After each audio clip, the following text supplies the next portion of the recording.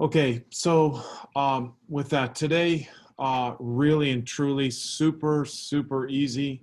It's just a matter of you knowing the definitions of things. All right. Now, the first big thing we're going to learn today is conjecture. All right. And what a conjecture is just a statement based on observation. All right. There's no proof to it. It's just something that you recognize a pattern and you kind of see what's coming next. All right. Now, the first page is really simple. All right. And the next big term is counterexample. All right. That you're going to be, if you say something to prove it wrong, you give like a counterexample. All right. And once you give one counterexample, then that disproves the statement. All right. Now, again, it's super easy, super, super easy.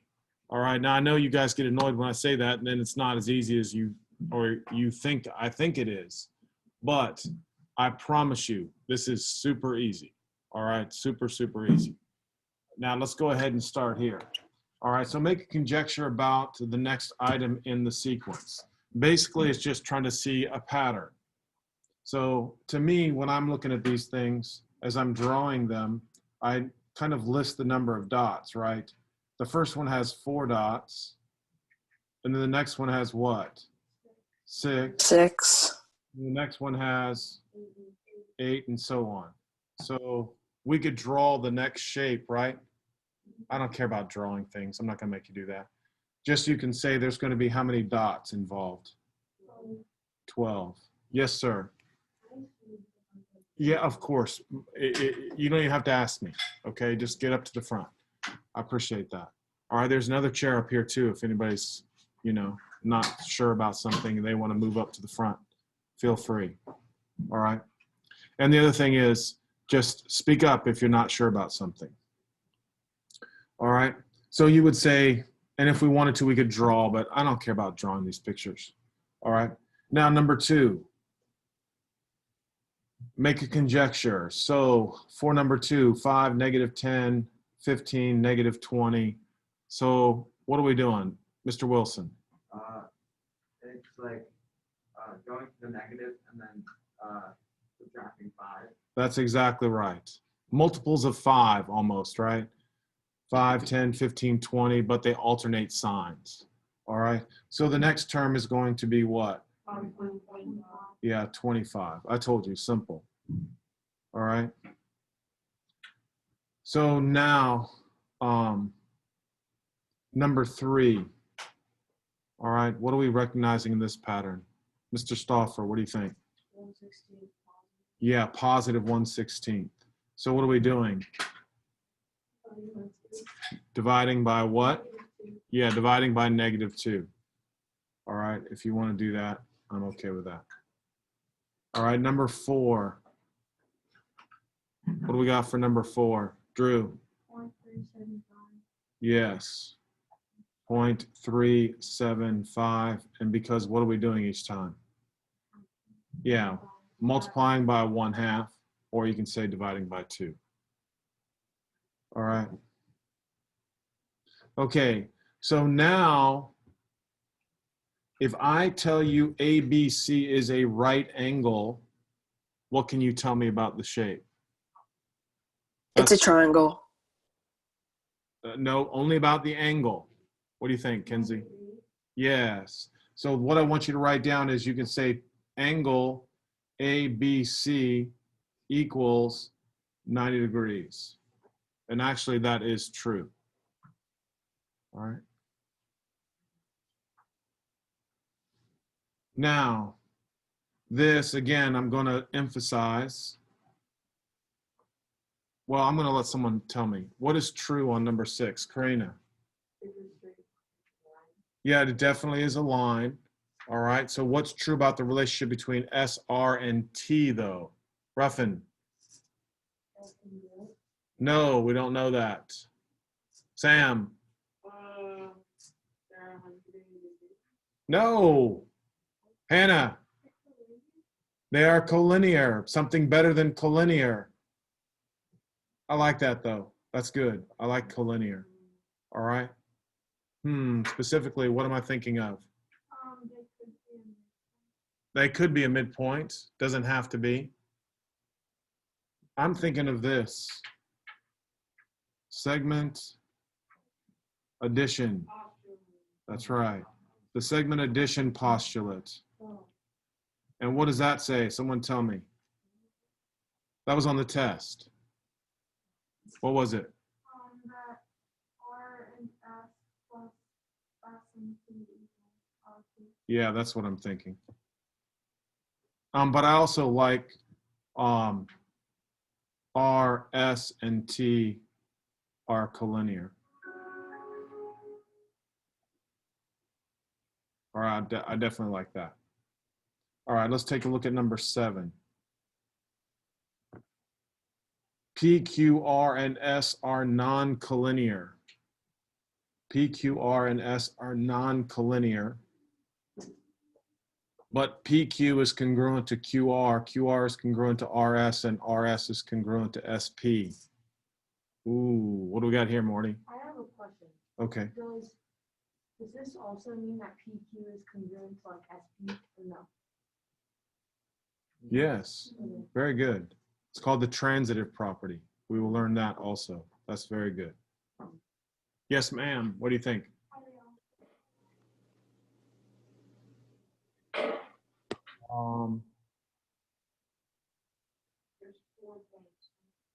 Yeah, I'm thinking about that now. 1.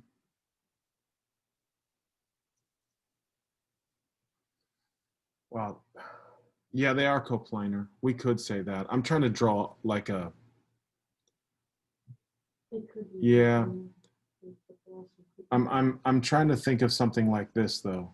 This is kind of, I don't know if I like this question, but if I draw this, just see if you can see what I mean. This is PQ. This is QR.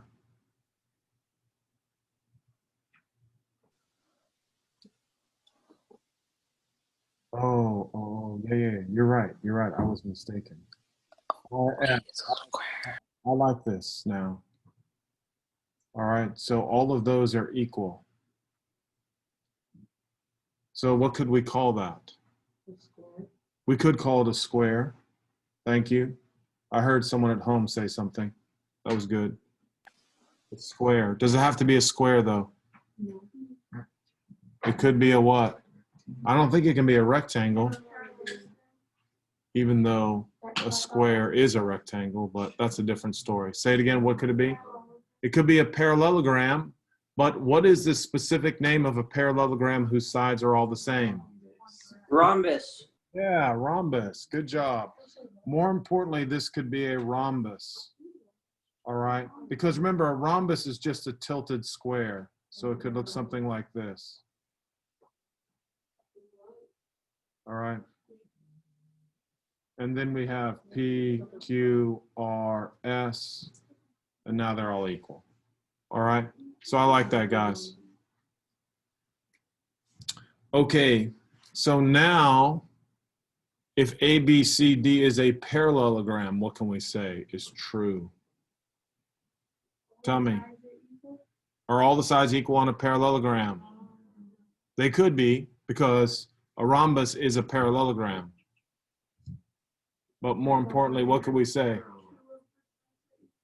What specific sides are equal? What? The top and bottom and left and right. So instead of saying that, we just say opposite sides. Opposite sides are congruent. So let's draw us a parallelogram here, guys. I'm going to see if my Notability does it. Yep. Well, that's nice. Look how good Notability can do that. And then you can just alter it, right? And so then we can label it A, B, C, D. And then you're going to mark this is congruent this, and you're going to mark this too. All right. So you say opposite sides are congruent. Can anybody else tell me something about a parallelogram besides the sides? Coplanar.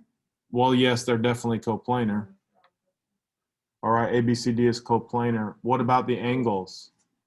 They're all The same. no. What is the same? B and or A C D and A B D. Yeah, opposite angles are congruent. So let's just go ahead and fill that in for me, guys. If you know a parallelogram, then opposite angles are congruent. All right. And one of the chapters is specifically going to, in geometry, we're going to talk about all of the properties of a parallelogram. There's lots of properties for parallelograms, actually. All right, that wasn't that bad. All right, here we go. Let's move on. Determine whether each conjecture is true or false and give a counterexample. All right, here we go. These are the important ones. These are harder for kids because you got to see all possibilities. If S, T, and U are collinear and ST is equal to TU, then T is the midpoint of SU. Anybody?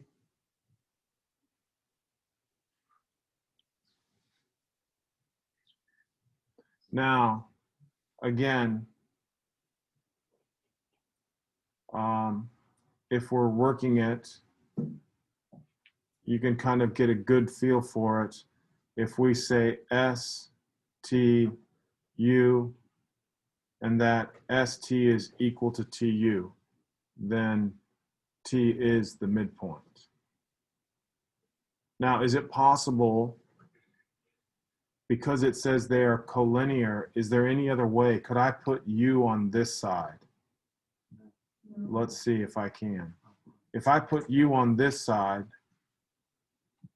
is it possible that ST is the same as TU? No, it's not possible. No. Definitely not possible. All right, because that would make the whole equal to the part. All right, hopefully that makes sense. So it's definitely true, right? T has to be the midpoint if that's true, if they're on the same line. Do you agree with that? All right, let's take a look at number 10. If angle 1 and angle 2 are adjacent angles, then angle 1 and angle 2 form a linear pair. What do we got? It could be what? Can be true. It could be true if we drew the adjacent angles like this, right? Now those form a linear pair. Do we agree with that? Linear pair, just two angles next to each other that share a common ray that add up to 180 degrees. But we could also give the counterexample would be something like this, where I call this 1 and this 2. So this right here is called your counterexample. Just Yeah, just draw. That's fine with me. Adjacent means it shares a common ray, right? Now look right here. These right here. See if you watch me now. Make sure you're seeing me. This right here. Those are supplementary angles. Do you agree?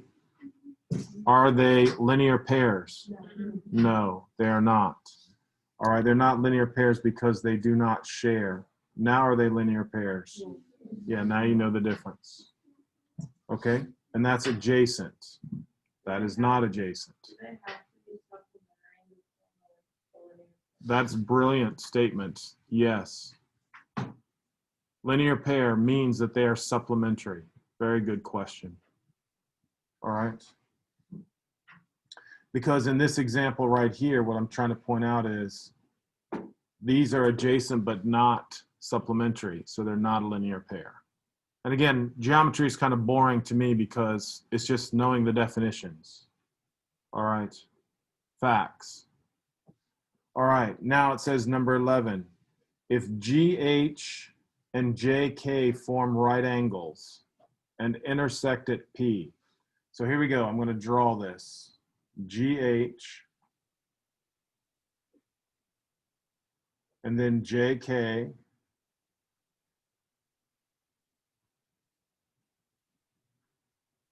and I'm going to say that they intersect at right angles. Is GH, remember that symbol is what again? Yeah, perpendicular. Is GH perpendicular to JK? Yeah. Yeah, that's definitely true. There's no way around it.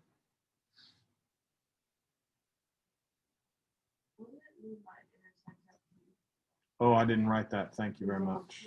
Here we go. So this guy right here, thank you for that. That's P.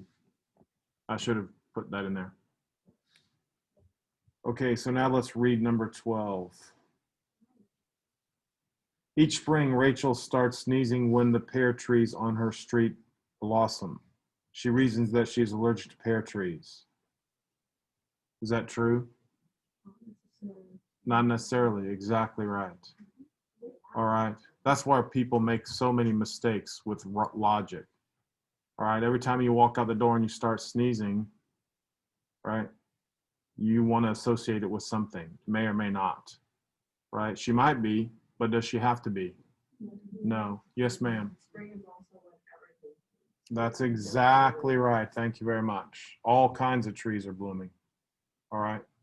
So again, this is definitely false. All right, that's definitely false. Okay, so that to me was chapter 2. I just want to tell everybody there's a lot of information in chapter 2 that is unnecessary. So I'm picking out the pieces that I like, that I think are necessary, that will help you with your standardized tests. All right. Now, the next section has been on the SAT, and occasionally it's on the ACT. All right. And again, it's important because in geometry, we're going to talk about a theorem, and then we want to talk about if the converse is true or the inverse is true, and you have to know those meanings. So again, today is just pure, just memorizing, and you have to know these facts. All right. So we're going on to, this is kind of like lesson or section 2-2 in the book. All right. So here we go. Identify the hypothesis and conclusion of each conditional. Well, let's start with what exactly is a conditional. Conditional is a statement that is written in the if-then form. All right. And basically what it's saying is if this is true, then this must be true. All right. That's a conditional statement. If this is true, then this has to be true. All right. That's the conditional. Now, identify the hypothesis. The hypothesis is always the statement after the if. All right. And the conclusion is after the what? There you go, guys. All right. If you want to highlight it, I'm totally fine with that. If you just want to put H and, you know, it's really simple. Really, really simple. All right. So again, the hypothesis is after the if, and the conclusion is after the end. It's just that simple. All right. So for the next one, we're just going to keep it same. A figure is a rectangle is the hypothesis, and it has 4 sides. And same thing with number 3. You want to be healthy, and you should eat vegetables. All right. These are, and these are the conclusions. All right, now number 4 and 5, you have to actually write it as a conditional statement. So a point in the first quadrant has 2 positive coordinates. Is that true? Yes. Yeah, right. So everybody remember the quadrants? All right, so here we go. This is 1, this is 2, this is 3, and this is 4. Is everybody with me on that? All right, so now how do I write that as a conditional statement? Go ahead, Karina. If the point is in the first quadrant, then it has to have 2 positive coordinates. Yes. Now, you know what, guys? I want to show you something really cool. All right.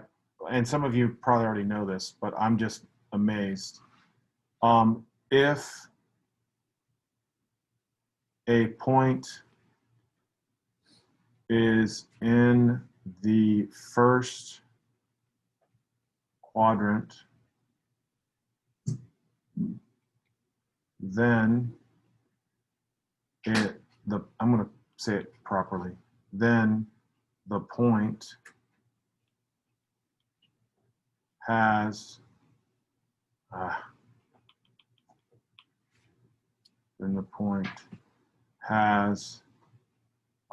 two positive coordinates. Now watch how cool this is. Like I said, you probably already know this, but I was just dumbfounded. Convert to text, and it'll do it for you. Isn't that really cool? You could just type it. Yeah, I was gonna say, that's what I was just gonna say, Smarty. Or you could just do what? You just type it yourself, all right? So I was just amazed when I was looking that it now can take script and convert it to type. All right, that's really amazing. All right, really amazing. And it's actually pretty good. All right. And your handwriting has to be good. Yeah, your handwriting has to be pretty good too. All right. So now let's think about number 5, because I want you guys to write that out for me. Thanksgiving in the United States falls on the 4th Thursday of November. So I need someone who can say it correctly, all right? Say it correctly so it makes sense. Not if Thanksgiving in the United States, you know what I'm saying? It's got to make sense. Jude, you want to make sense of that for us? All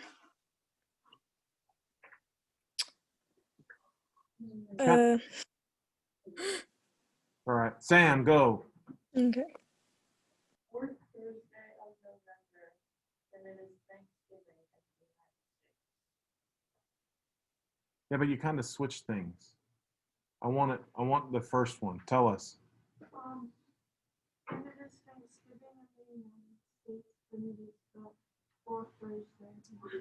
I kind of like that. What about falls? Right? We didn't say falls. What's that? We never used falls. Do we have to use all the words? No, Alright. no. That's what I'm saying. It just has to make sense, right? It just has to make sense. But again, if you are celebrating Thanksgiving in the United States, then it is the 4th Thursday of November. And there's just lots of little things that it has to sound correct. All right? I don't care how you write it. I just don't want the order changed. All right? I don't want the order changed. Well, you tell me. I would say if you are celebrating Thanksgiving in the United States, then it is the 4th Thursday of November. All right, that's what I would say. But anything close to that, all right, anything close to that is good.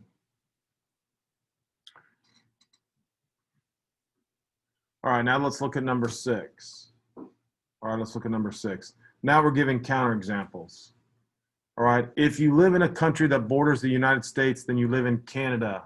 That would most definitely be false because you could be Mexico. Thank you very much. False and Mexico. Number 7. If an angle measures 80 degrees, then it is acute. True. Remember, if you don't know one of the words, just let me know. All right, let me know. All right. Number 8. If you play a sport with a ball and a bat, then you play baseball. Cricket. You could be playing cricket. That's pretty good. Wait a minute. You use a bat. Tennis is a racket. Yeah, thanks, David.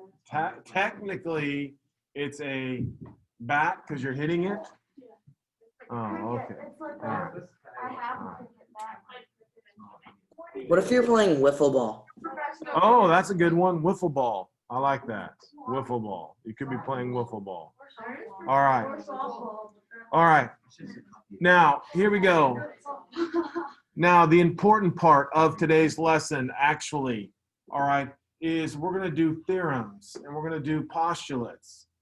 And I need to explain to you that when you have a theorem or a postulate, sometimes the inverse is true and sometimes the inverse is false. Sometimes the converse is true, sometimes the converse is false. The contrapositive, believe it or not, is always true. The contrapositive is always true. So let's talk about the inverse. All right. First and foremost, do you guys, we're going to look at number 9. If you are a quarterback, then you play football. Is that a true statement? Yeah. Yes. All right. Is the inverse. Now, what I'm going to do is I'm going to show you the lazy man's way of doing this. All right, which is what we say mathematicians are. We're as efficient as we possibly can. So there is no way on earth when I ask you to write the inverse, right? Well, we're going to write it, but the inverse is when you just switch the hypothesis and conclusion. All right. Oh, wait a minute. I said it backwards. Not the inverse. The inverse is the negation. The converse is when you switch. So I'm going to write number 9 out, and then I'm going to show you a shortcut. All right. So the inverse is if you are not a quarterback, then you do not play football. So this is a good example of showing you that is the inverse necessarily true? No, because there's other positions in football. All right, so we say the inverse is false. All right. All right, so if you want, I don't care about a counterexample, but we just know that's false. Now the converse is when you switch the hypothesis and conclusion. So the converse would be if you play football, then what? You are a quarterback, which we know is what? Right. Which we know is false also. Now, the contrapositive is always true. All right, the contrapositive is always true if your conditional is true. All right, so the contrapositive is a combination of the inverse and the converse. So if you do not play football, then you are not a quarterback. Is everybody with me on this? Yes? Everybody's good? What? So did you take the second part of both? Yeah, it's to me just a combination, right? You switch them and negate them. Okay. That's all. The contrapositive is switching and negating. It's the inverse and the converse combined. Yes. Is the conditional the if then? Yes, that is exactly correct. Okay. The conditional is the if-then statement. All right. Now, in math, I'm going to show you something. P is you are a quarterback. Q is what? You play football. Okay? What does the P and Q stand for? What do the P and the Q stand for? P stands for you are the quarterback. Q stands for you play football.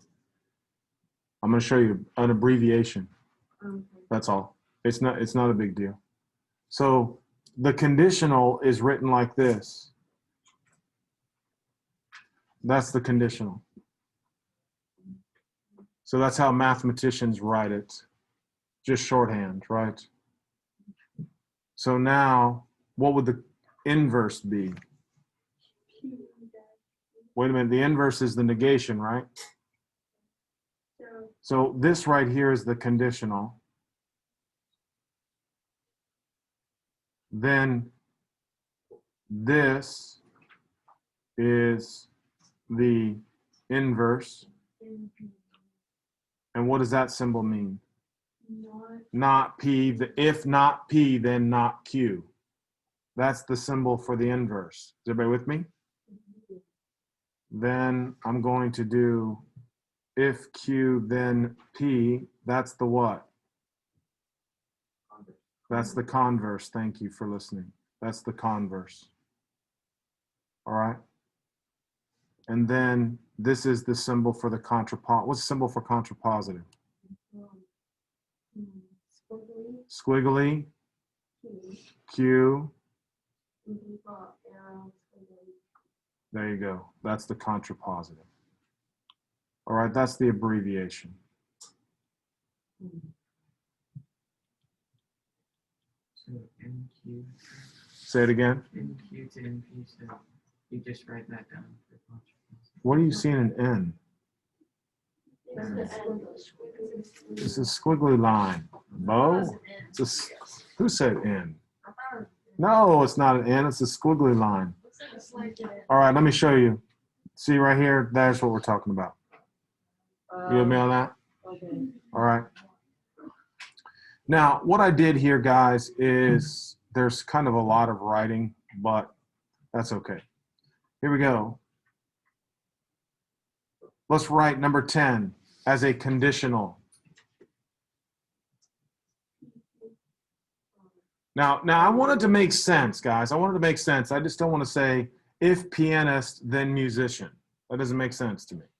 Tell us. If you are a pianist, then you are a musician. I mean, musician. Yes, Sorry. right. So now, to me, I mean, you can get all technical, but I would just say, if you play the piano, then you are a. Now, I don't care if you want to sound technical on me. If you want to say, if you are a pianist, then you are a musician. I'm totally fine with that. All right. It doesn't matter to me.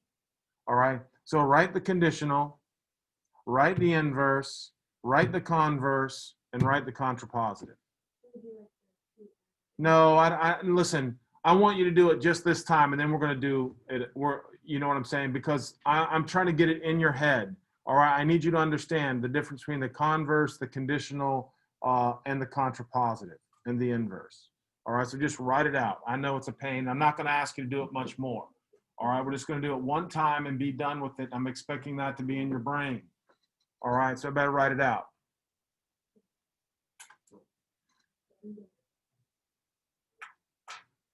All right, Charlie, since I haven't heard from you today, give me the inverse. If you are not a musician. Thank you. Is that true or false? Definitely false. I like that. All right. Harris, you get to tell me the converse.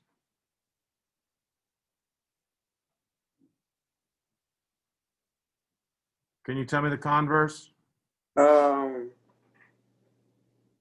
If you are a musician, then you play piano. Yes, I like that. Very good. All right. And Jude, why don't you give me the contrapositive?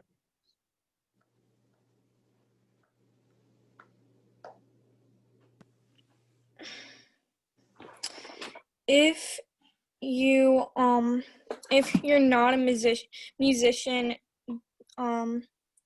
then you aren't a pianist. There you go. Perfect. That is exactly correct. And again, guys, everybody understand, I'm not an English person, so right, I just want to know that you understand the different parts of the conditional, the inverse, the converse, and the contrapositive. Yes, Morty. Oh yeah. Sorry. There we go. What was the conditional again? The conditional, I would have written, if you play the piano, then you are a musician. That's how I would have said it. But if you want to write pianist, I'm totally good with that. All right, does anybody have any questions? Now, again, I'm hoping you're agreeing with me. It's super easy. All right. Are we gonna go off? No. Just let me take care of it, all right? You guys, if we need to do something, I'm going to take care of you, okay?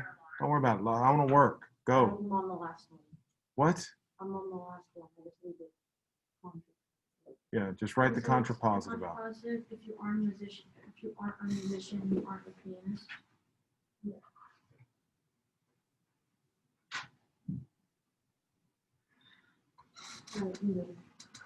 Okay, is everybody with me on this now? Is everybody agreeing with me? It's really simple. It really is simple. All right. Now I just want to look at 11, 12, 13, 14. Now that's where you're kind of writing it out, you know. And then what? Well, are we there yet? No. Right? Where's that at? Oh, you're three down. Okay. 2.2. Now, I'm thinking all of this now is easy. All right, all of this is easy. Okay, now the last part for today's assignment is understanding what a biconditional statement is. All right, so let's first start with the conditional for number one. All right, how would I write that as a conditional statement for number one? Go ahead, Drew. If a colon, if a point is collinear, then they are on the same line. Yes, I like that. All right, but of course, point is plural, right? Right. So we say if points are collinear, I'm going to write this out. If points are collinear, then they lie. Then they lie on the same line. Is that true? Mm-hmm. That's definitely true. So do you just repeat the first thing? I don't know what that means. Do I just repeat the first thing? You're putting it as a conditional statement, right, Bo? Now, what's the converse? What's the converse? Come on, someone. All right, Olivia. Yeah, see, we don't want to say if they lie on the same line, right? You guys understand what I'm saying? I got to be able to read what you're writing. All right? It can be a little bit different, but I like what you said. So she said, if points lie on the same line,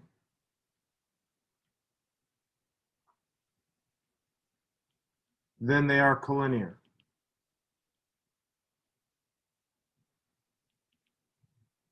Is that true? Yes. Yeah, that's true. All right, so now here's what a biconditional statement is. If the conditional is true and the converse is true, you can write it as a biconditional. Now, is every converse true? No.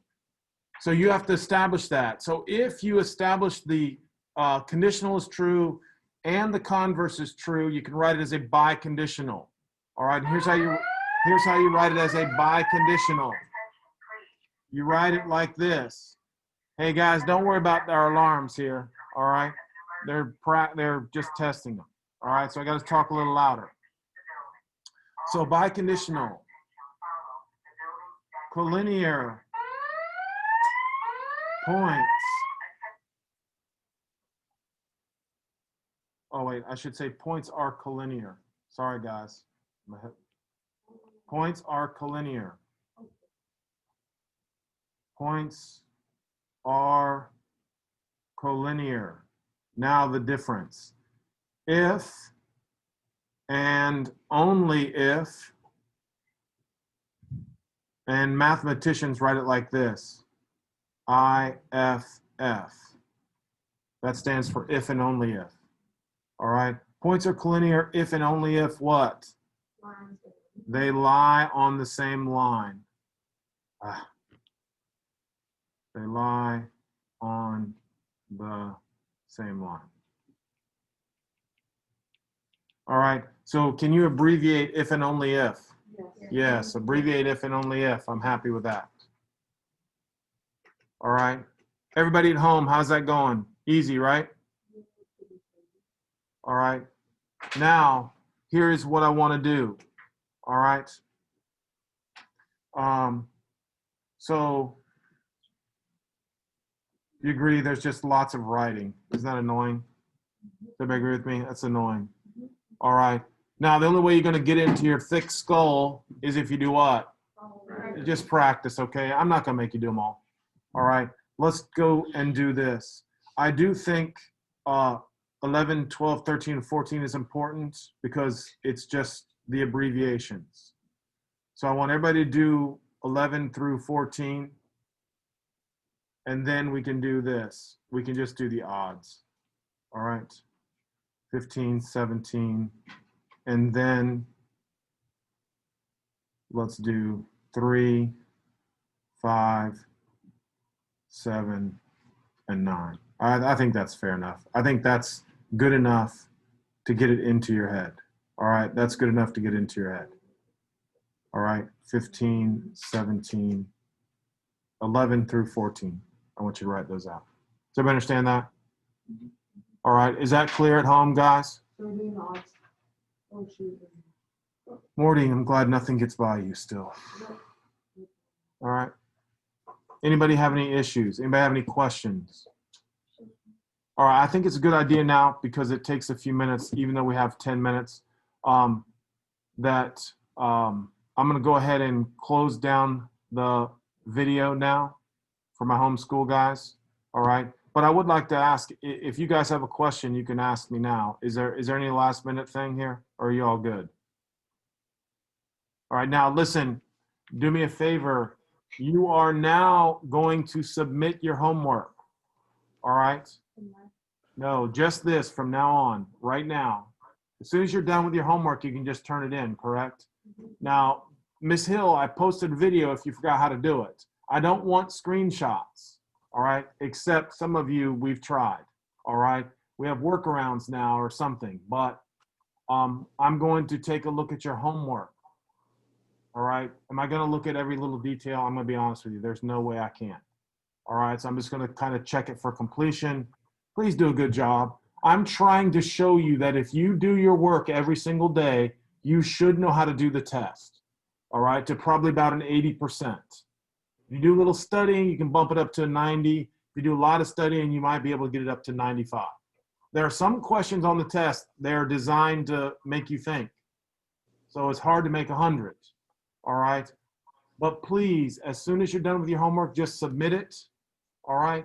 And then I will eventually get the grades in, all right? Anybody have any questions? How are my homeschoolers doing? Good? Mr. Stroud, Yes, sir. I never wrote down like the P arrow Q. Is that like conditional Yeah, and here then squiggly and stuff? here's the notes. Can you still see it? Yeah. Here's the notes. If P, then Q is the conditional. Not P, then not Q is the inverse. Converse is when you switch them. Contrapositive is switching negating. Does that make sense? Mm-hmm. Converse is switching. Inverse is the negation. All right. You guys okay at home? Harris, is that good for you now? Yeah. All right. All right, guys.